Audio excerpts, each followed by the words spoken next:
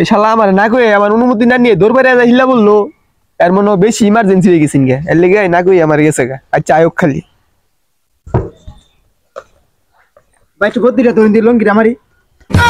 শালার তো পরিস্থিতি খারাপ আমার কি পাড়ে পুড়ে আজ্ঞাত হয়েছে নাকি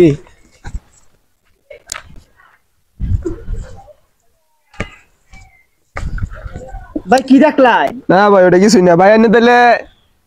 কি করছুন কয়টা করছুন কয় নাম্বার করছুন ভাই পয়সা ভোগ করছি আগজিও তোর তো বিল মেলা হয়ে গেছে গা হ ভাই আমি তো সবানো 10 টাকা করে দেই আর একটু আমার লেট হয়ে গেছে পেটটা তো সমস্যা আনে 20 টাকাই দেই রো আরে রাখ তোর 10-20 টিয়া তোর খারা হিসাব করে লই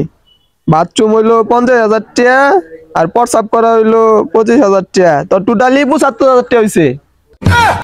75,000 না আমার 75 টাকা নাই আর আইনের যেই বাথরুম নাই দরজা নাই শিকল নাই পাক বালা মতো কয় মাস ধরে দন্যা ওই মিয়া আর না বাথরুমের খবর জানুন মিয়া আমার বাথরুমের যা জিনিসপাতি আছে এটা ব্যবহারই করার পাইছুন না এসি আছে 2টা সিসি ক্যামেরা আছে বাথরুম আবার অ্যাটাচড পানি আছে সব মিয়া পরিষ্কার করা বাথরুম মিয়া আর এনে কোন মিয়া কিছুই নাই কিয়া আনি মেটিং কোন ব্যবহারই করার পাই নাই আর পরিষ্কারের কথা গস খেতের বাথরুম ওই আগে অভ্যস্ত তো আর এই পরিষ্কারটা বুঝছ না দেখ গা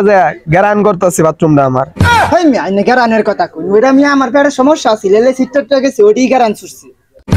ভাই আইনে তো কইছেন 75,000 টাকা ভাই আমার 1 টাকাও নাই আইনে আমার গাঙ্গের মুজ যাইকে থইন যে ভাই সুদবাত হয়ে দেব বুঝছই ওই তোর কি গান কিনা কইছিস না তোর গাঙ্গের মুড়ি জাগবাম আমি